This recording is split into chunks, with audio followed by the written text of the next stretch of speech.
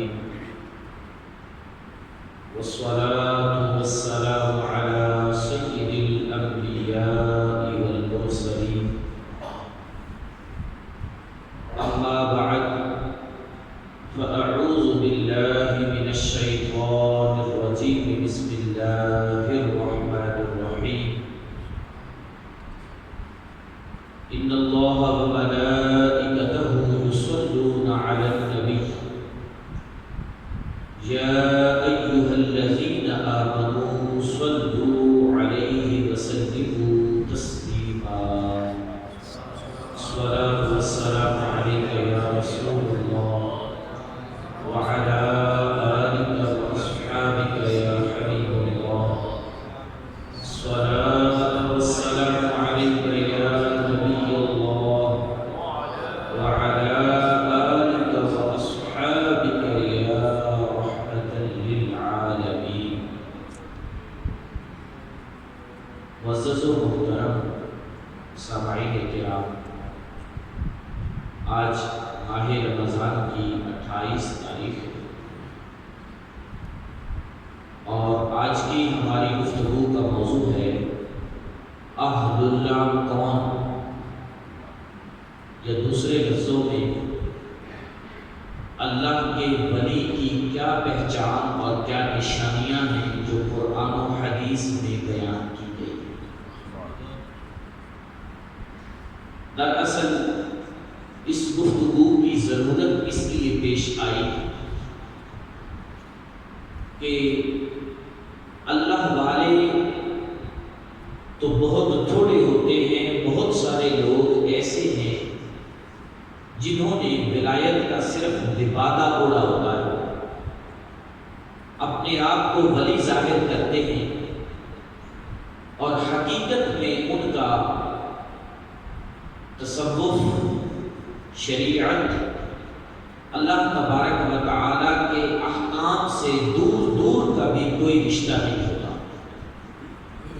صرف دنیا کمانے کا ایک ذریعہ انہوں نے اسے بنایا ہوتا ہے۔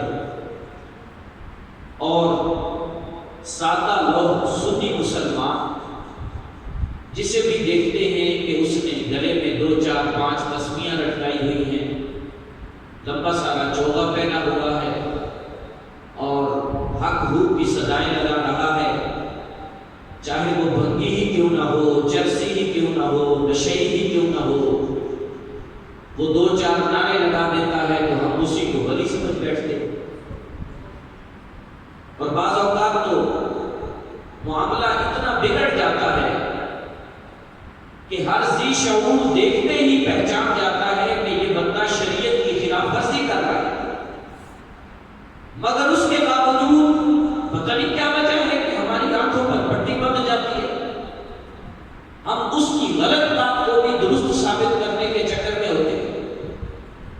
اور بالخصوص وہ لوگ جو اس کے حلقہ احباب میں ہوں گے، وہ تو اپنے مقتدا، اپنے پیر کی ہر غلط بات کو بھی شریعت بنانے کے چکر میں ہوتے ہیں۔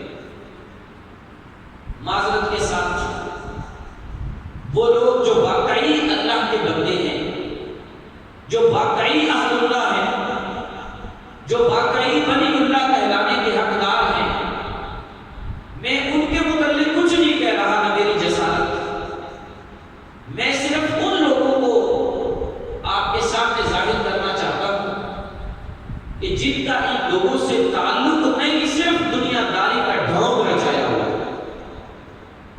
اور یہ میں اپنے پاس سے کچھ نہیں بیان کروں گا، میں نے قرآن کریم کی چند آیات کا انتخاب کیا ہے اور احادیث مبارکہ آپ کے سامنے رکھوں گا اور پھر فیصلہ آپ پہ چھوڑ دوں گا کہ آپ دیکھیں فی زمانہ لوگوں میں جو اس طرح کا معاملہ ہے، کیا وہ اہل اللہ کہلانے کے حقدار ہیں؟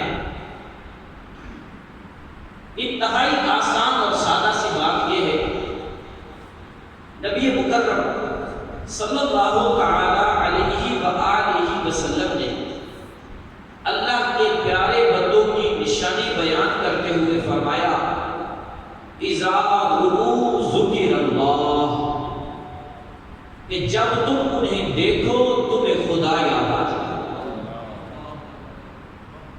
ذکرہ ذکر اللہ، جب انہیں دیکھو تو تمہیں خدا یاد آ جائے. یہ سادہ سی نشانی ہے. اگر تو واقعی کسی کو دیکھ کر خدا یاد آتا ہے تو چلے ٹھیک ہے بھائی، آپ اسے اللہ کا نیک بندہ سمجھ لیجیے. اور اگر انہیں دیکھ کر کچھ ہمیشہ یہی یاد آتا ہے کہ دنیا کی باتوں کے سوا ان کے پاس سے ملتا کچھ نہیں، جائیں تو ان کی تمنا ہوتی ہے کہ میرا مرید، میرا معتقد میرے لیے کیا تحفہ لے کے آیا. اور اگر ہم اس کے گھر جائیں تو ہمیں کیا نذرانہ پیش کرے گا.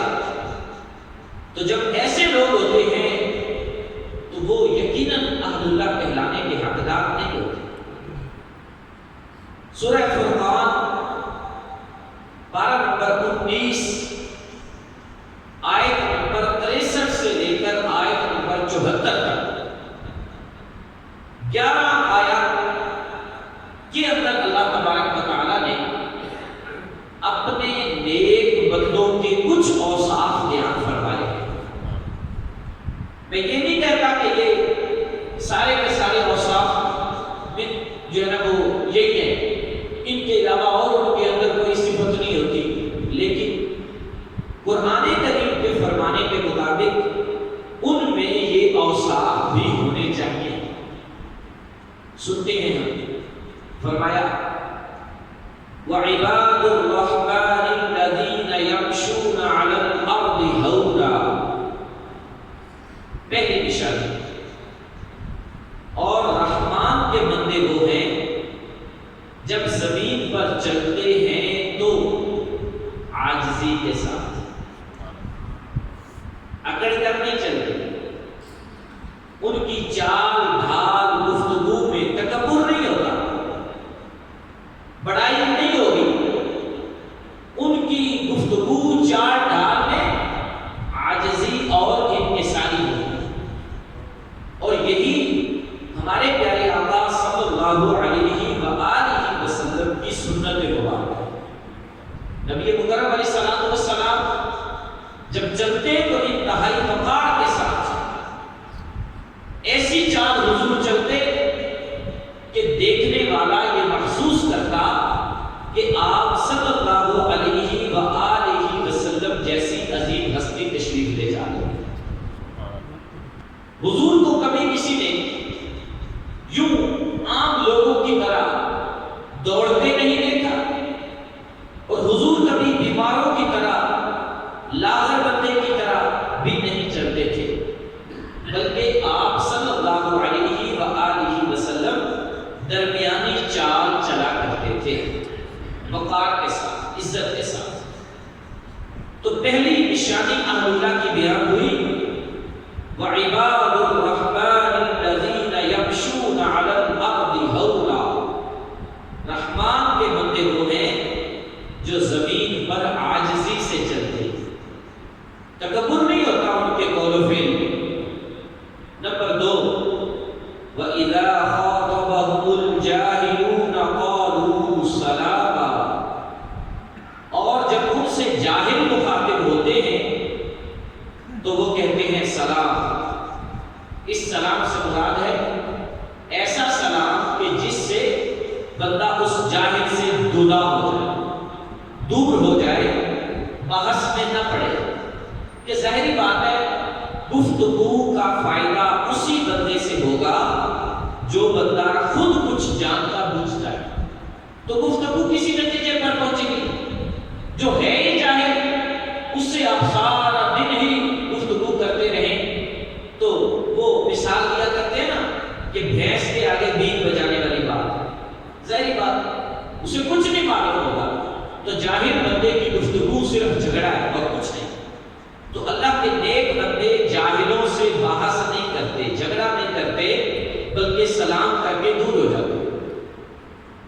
اور آگے فرمایا وَالَّذِينَ يَبِيتُونَ لِرَبِّهِمْ سُجَّدًا وَقِيَامًا. اللہ فرمایا یہ وہ لوگ ہیں جن کی راتیں گزرتی ہیں سجدے میں اور قیام میں.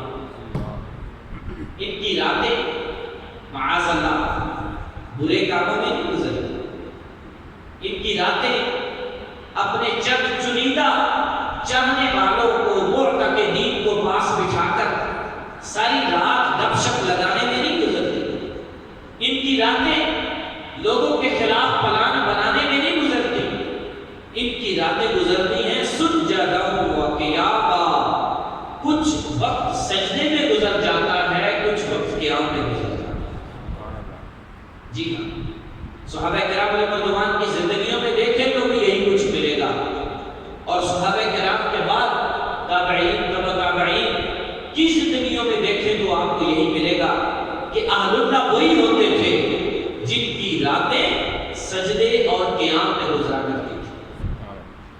جناب سیدنا امام اعظم ابو حنیفہ رحمۃ اللہ تعالی علیہ، کروڑوں حنفیوں کے امام، آپ کی عبادت کیسی تھی؟ 40 سال تک عشاء کے وضو سے فجر کی نماز ادا فرمائی. ایسا قیام تھا امام اعظم کا کہ جب حضرت کا وصال ہوا، آپ کے پڑوس میں کچھ غیر مسلم لوگ بھی رہتے تھے. تو ایک بار غیر مسلموں کی بچی اپنے باپ سے پوچھتی ہے، ابا میں دیکھتی تھی کہ ہمارے پڑوس میں رات کے وقت چھت پر ایک پلر نظر آتا تھا، ستون نظر آتا تھا، اب وہ نظر نہیں آتا. باپ نے جب یہ جملہ سنا تو کہنے لگا، بیٹی وہ کوئی پلر اور ستون نہیں تھا، وہ مسلمانوں کے امام تھے جو ساری ساری رات قیام میں گزار دیتے تھے. امام اعظم ابو حنیفہ رحمۃ اللہ تعالی علیہ کی عبادت کا انداز کیسا تھا؟ آپ جب عبادت کے لیے آتے تو بیش بہا قیمت کا جوڑا پہن کر آتے تھے. قیمتی بہترین قیمتی کپڑے کا امامہ باندھتے، خوشبو لگاتے اور یوں اللہ کے حضور حاضری دیتے. جب پوچھا گیا تو فرمایا، ہم دنیا کی دعوتوں میں برسبر کر جائیں اور اللہ کے حضور حاضر ہونا ہو تو کام والے کپڑوں میں چلے جائیں؟ نہیں، اللہ کے حضور حاضر ہونا ہے تو بھی زینت اختیار کرنی ہے جس زینت کا قرآن نے ہمیں حکم دیا. یہاں یہ مسئلہ بھی عرض کر دوں، بعض اوقات لوگ سلیپنگ ڈریس کے اندر نماز پڑھنے کے لیے آ جاتے ہیں. وہ اتنی سی جناب وہ پہنی ہوتی ہے، کیا اس کو کہیں گے ٹروزر. بعض اوقات وہ گھٹنا ننگا ہو رہا ہوتا ہے، بعض اوقات گھٹنا چھپا ہوتا ہے، اور کوئی گندی سی بنیان پہنی ہوگی اور وہی جناب مسجد میں آئے ہوتے نماز پڑھنے کے لیے. دیکھیے، جب تک سطر ڈھکا ہوا ہے نماز تو ہو جائے گی، لیکن ہر چیز کے کچھ آداب ہوتے ہیں. قرآن کریم فرماتا ہے، خذوا زینتکم عند کل مسجد. ہر سجدے کے وقت زینت اختیار کرو. تو زینت کسے کہتے ہیں؟ بننے سنورنے کا نام زینت ہے. وہ زینت جو مرد کو جائز ہے، مرد کو چاہیے کہ وہ اختیار کرے، اچھے سے غسل کرے، وضو کرے، اچھے کپڑے پہنے، خوشبو لگائے، اچھی نیتوں کے ساتھ کہ اللہ کی عبادت کی تعظیم سے میں خوشبو لگاتا ہوں، یا میری خوشبو سے وہاں بیٹھے نمازی مسلمانوں کو راحت پہنچے. تو یوں اچھی نیت سے بندے کو اچھے کپڑے پہن کے اللہ کے حضور حاضر ہونا چاہیے. بات دور نکل گئی، میں آگے بڑھتا ہوں. صحابہ کرام رضوان کی نماز کیسی ہوتی؟ ایک واقعہ عرض کرتا ہوں. ایک غزوے سے واپسی پر نبی کریم صلی اللہ علیہ وآلہ وسلم نے 2 صحابہ کی ڈیوٹی لگائی کہ آپ دونوں رات کے وقت پہرا دیں گے اور باقی مجاہدین آرام کریں. ایک مہاجر ہے ان میں سے، ایک انصاری ہے. یہ دونوں رات کے وقت پہرا دے رہے ہیں. جب پہرے میں ایک کی باری آئی تو انہوں نے دوسرے سے کہا، آپ سو جائیں، میں اکیلا ہی انشاءاللہ ساری رات پہرا دیتا ہوں. اب وہ جو اکیلے پہرا دے رہے تھے وہ کہتے ہیں کہ میں نے جاگنے کا ذریعہ یہ بنایا کہ میں نماز میں مشغول ہو جاتا ہوں، نیند بھی نہیں آئے گی اور جاگتا بھی رہوں گا. فرماتے ہیں جہاں کھڑے ہو کر میں نماز پڑھ رہا تھا، میں نے سورہ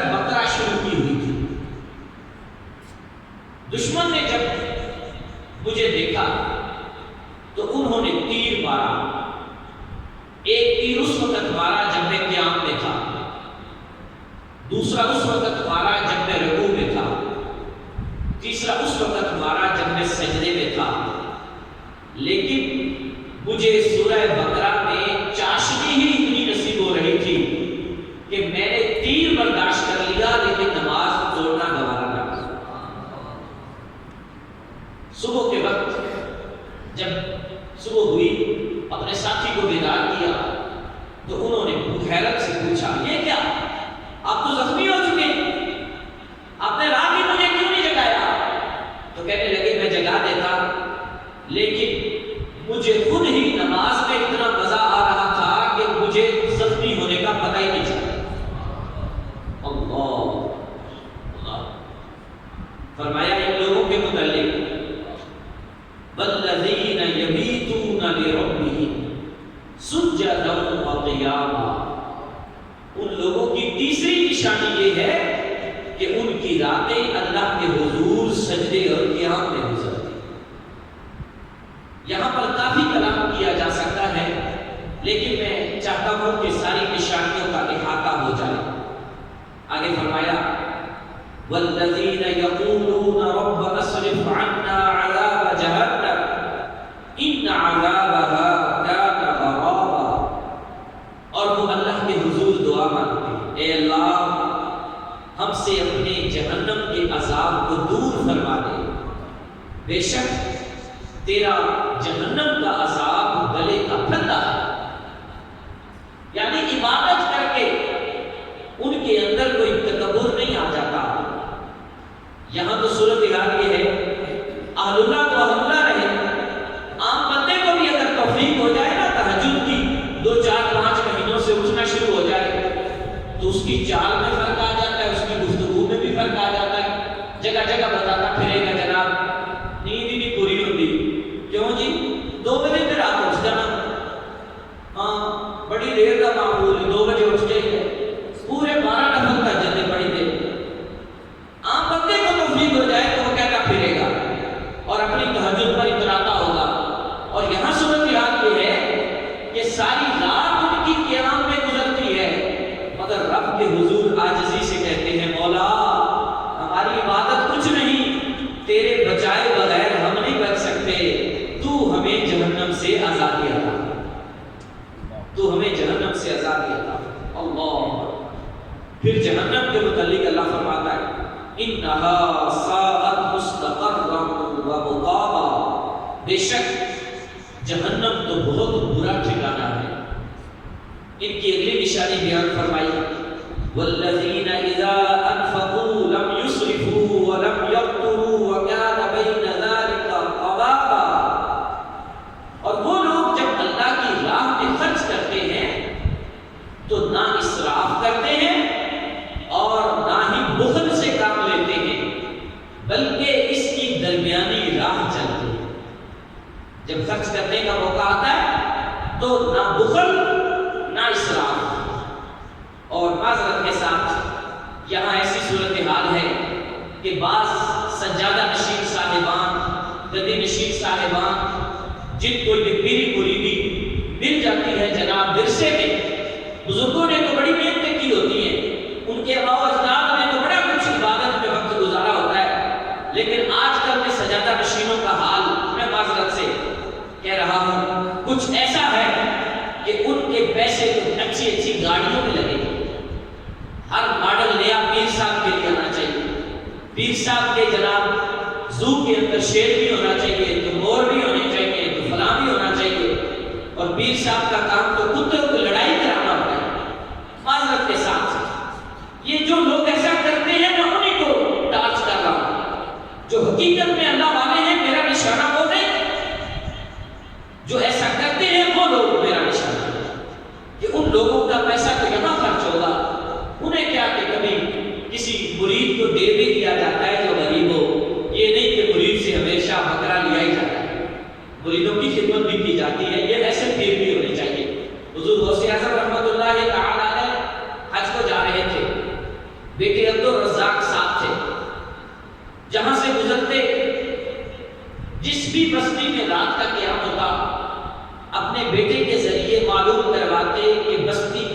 سے غریب بندہ کون ہے؟ ورنہ تو وہاں کے عمرا بھی آ کر دعوتیں دیتے، حضور ہمارے گھر میں رات ٹھہریے، ہمارا گھر حاضر ہے، غوث پاک قبول نہ فرماتے، غریب کے گھر میں ٹھہرتے، اور نذرانے تو آنے ہی ہوتے تھے، جتنے نذرانے آتے جاتے ہوئے وہ سارے اس غریب کو دے جاتے، فرماتے میرا ٹھہرنے کا مقصد ہی یہ تھا کہ جو کچھ مال و دولت آئے گا سارا جاتے ہوئے اس غریب کو دے جاؤ۔ جو پیرانے پیر ہیں وہ مریدوں کا یوں خیال رکھتے ہیں، اور جو آج کے پیر ہیں انہیں تو نذرانہ چاہیے، چاہے مرید قرضہ لے کر آئے، چاہے جدھر سے بھی لے کر آئے، پیر صاحب کو نذرانہ چاہیے، بہرحال وہ دینا ہی دینا ہوگا۔ معذرت سے آگے عرض کرتا ہوں، فرمایا والذین لا یدعون مع اللہ الہا آخر، وہ اللہ کے سوا کسی کو معبود نہیں بناتے۔ جی ہاں، پھر فرمایا ولا یقتلون النفس التي حرم اللہ، اللہ نے جس جان کو حرام کیا وہ اسے ناحق قتل نہیں کرتے۔ اور میں اگر غلطی نہیں کر رہا تو یہاں تو سجادہ نشین بننے کے لیے بھائی بھائی کا قتل کرتا ہے، چچا زاد آپس میں لڑتے ہیں، وہ کہتے ہیں جو ہے نا وہ یہ گدی ہماری ہے، وہ کہتے ہیں گدی ہماری ہے، وہ کہتے ہیں جناب یہ زمینیں ہماری ہیں، تو وہ کہتے ہیں زمینیں ہماری ہیں۔ یہ حالات ہیں، معذرت سے ایک دوسرے کا قتل بھی کرتے، ولا یزنون، اللہ والے برائی نہیں کرتے، زنا نہیں کرتے، ومن یفعل ذلک یلقى اثاما، اور جو ایسا کرے وہ تو بہت بڑا گنہگار ہے۔ یضاعف له العذاب یوم القیامہ، قیامت والے دن اس کا عذاب دگنا کر دیا جائے گا، ویخلد فیہ مہانا، اور اسے ذلیل کر کے جہنم میں ہمیشہ رکھا جائے گا۔ الا من تاب وآمن وعمل عملا صالحا، مگر وہ شخص کہ جو ایمان لائے، توبہ کر لے، نیک عمل کرے، فَأُولَٰئِكَ يُبَدِّلُ اللَّهُ سَيِّئَاتِهِمْ حَسَنَاتٍ، بس اللہ اس کے گناہوں کو نیکیوں میں تبدیل فرما دے گا۔ جو توبہ کرے اللہ گناہوں کو نیکیوں میں بدل دیتا ہے۔ وَكَانَ اللَّهُ غَفُورًا رَحِيمًا، اور بے شک اللہ بخشنے والا مہربان ہے۔ آگے فرمایا وَمَن تَابَ وَعَمِلَ صَالِحًا فَإِنَّهُ يَتُوبُ إِلَى اللَّهِ مَتَابًا، جو توبہ کرے، اچھا کام کرے، تو بس اس نے اللہ کی طرف ایسا رجوع کیا جو حقیقت میں رجوع کہلانے کے حقدار ہے۔ اگلی نشانیاں سنیے، والذین لا یشہدون الزور، یہ لوگ جھوٹی گواہی نہیں دیتے، جھوٹی گواہی نہیں دیتے۔ وَإِذَا مَرُّوا بِاللَّغْوِ مَرُّوا كِرَامًا، اور جب کسی بےہودہ بات کے پاس سے گزرتے ہیں تو عزت اور وقار سے گزر جاتے ہیں۔ بےہودہ کاموں میں، بےہودہ کون ہوتا ہے؟ لغو کام، فضول کام، فضول کاموں میں وہ انٹرسٹ نہیں لیتے، کہ اللہ کے نیک بندوں کی نشانی ہے۔ والذین اذا ذکروا بآیات ربہم، جب انہیں اللہ کی آیتوں کے ذریعے نصیحت کی جائے، لم یخروا علیہا صما وعمیانا، تو پھر وہ اندھے اور بہرے نہیں ہو جاتے۔ معذرت سے یہاں یہ جملہ بھی مجھے کہنا ہوگا، آج اگر کوئی عالم دین کسی پیر صاحب کو ٹوک دے کہ حضرت آپ کا یہ عمل شریعت کے مطابق نہیں، اپنے آپ کو بدلیں، تو آگے سے 1000 دلیلیں، لاکھ دلیلیں، اور مولویوں نے پتہ نہیں کی ہے، سارا کچھ فقیری چ رکھا ہے، مولوی ظاہر جانتے ہیں، اسی بات جانتے ہیں، اور پتہ نہیں کیا کیا لافے بکیں گے اور علماء کی توہین کریں گے۔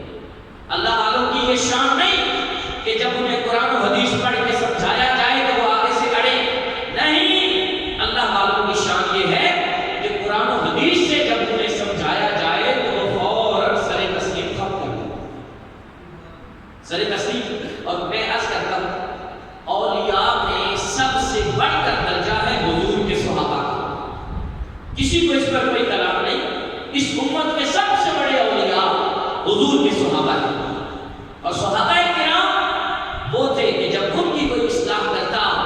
تو وہ فوراً اصلاح کو قبول کرتے. ایک مرتبہ جناب سیدنا عمر فاروق اعظم رضی اللہ تعالی عنہ نے بڑے مجمع میں یہ فتویٰ دے دیا کہ کسی کو یہ جائز نہیں کہ وہ اپنی زوجہ کا حق مہر زیادہ مقدار میں رکھے، بلکہ آج سے میں حق مہر کی مقدار مقرر کرتا ہوں، اتنا ہی دیا جائے گا 10 درہم، اس سے زیادہ نہیں رکھا جائے گا. امیر المومنین تھے، ایک خاتون مجمع میں کھڑی ہو گئی اور کہنے لگی امیر المومنین، رب قرآن میں فرماتا ہے کہ تم اگر اپنی بیویوں کو سونے کا ڈھیر بھی مہر کے طور پر دے دو تو دینا جائز ہے. سونے کا ڈھیر جب اللہ اجازت دے رہا ہے، آپ کون ہوتے ہیں رب کے حکم کو بدلنے والے؟ امیر المومنین کے سامنے، سیدنا فاروق اعظم کے سامنے، جن کے سامنے شیطان آنے سے بھی ڈرتا ہے، ایک خاتون ہو کے کھڑی ہو کر کے بات کرتی ہے. امیر المومنین کا جواب کیا تھا؟ آج بھی تاریخ میں سنہری حروف سے لکھا ہے. امیر المومنین غصہ نہیں ہوئے. امیر المومنین نے یہ نہیں کہا یار تیری کیا ضرورت مجھے سمجھاتی ہے، نہیں، آپ نے فرمایا اللہ کے بندے سے غلطی ہو گئی، ایک عورت نے اس کی اصلاح کر کے اس کو درست سمجھا دیا. میں اپنا قول واپس لیتا ہوں، تمہیں اجازت ہے جتنا چاہو حق مہر رکھو، کیونکہ اللہ نے قرآن میں اجازت عطا فرمائی. یہ ہے اہل اللہ کی صفت. جب قرآن سے انہیں سمجھایا جائے، حدیث سے سمجھایا جائے تو وہ اکڑتے نہیں، وہ بات کو مانتے، تسلیم کرتے. آگے فرمایا والذین یقولون ربنا هب لنا من ازواجنا وذرياتنا قرة اعین واجعلنا للمتقین اماما. بڑی عمدہ دعا ہے اور وہ عرض کرتے ہیں اے ہمارے رب، ہماری بیویوں کو، ہماری اولاد کو، ہماری آنکھوں کی ٹھنڈک بنا اور ہمیں بھی پرہیزگاروں کا امام بنا دے. سبحان اللہ. مفسرین نے اس آیت کے تحت لکھا جس شخص کی اولاد یا بیوی نافرمان ہو، اسے چاہیے کہ وہ کثرت سے یہ دعا مانگا کرے. انشاءاللہ اللہ کی طرف سے اولاد بھی فرما بردار ہو جائے گی، بیوی بھی فرما بردار ہو جائے گی. سورہ فرقان کی یہ آیت نمبر 74 نوٹ کر لے جو کرنا چاہے. سورہ فرقان کی آیت نمبر 74. خلاصہ کیا نکلا؟ اللہ کے نیک بندوں کی نشانیاں جو یہاں بیان کی گئی وہ کیا ہیں؟ سنیے. نمبر 1، زمین پر آہستہ سے چلتے ہیں، جاہلوں سے بات کرتے ہوئے جھگڑتے نہیں. نمبر 3، رات سجدے اور قیام میں گزرتی ہے. نمبر 4، جہنم سے اللہ کی پناہ مانگتے ہیں. نمبر 5، خرچ کرتے ہیں تو میانہ روی سے، اعتدال سے، کنجوسی اور بخل نہیں کرتے. اللہ کے ساتھ کسی کو شریک نہیں ٹھہراتے، ناحق کسی کو قتل نہیں کرتے، ان سے بدکاری سرزد نہیں ہوتی، جھوٹی گواہی نہیں دیتے، بےہودہ بات کو دیکھتے ہیں تو عزت سنبھال کر نکل جاتے ہیں. جب اللہ کی آیتوں سے نصیحت کی جائے تو بہرے نہیں ہوتے بلکہ نصیحت قبول کرتے ہیں. اور بارہویں نشانی یہ ہے جب دعا کرتے ہیں تو کہتے ہیں مولا ہماری بیویوں کو، ہماری اولادوں کو، ہماری آنکھوں کی ٹھنڈک بنا دے اور ہمیں پرہیزگاروں کا امام بنا دے. یہ اللہ کے نیک بندوں کی نشانیاں ہیں جو قرآن کریم کے اندر بیان کی گئی ہیں. اب فیصلہ آپ پر ہے. جس کو بھی اللہ کا ولی سمجھنا ہو، جس کو بھی نیک سمجھنا ہو، قرآن کے مطابق اس میں نشانیاں دیکھ لیجئے گا. اگر نظر آئیں تو فبہا، نہ نظر آئیں تو پھر ہماری طرف سے بھی سلام. ہم بھی اسی کو اللہ کا نیک بندہ سمجھیں گے جس میں شریعت کے مطابق نشانیاں پائی جائیں گی. اللہ عمل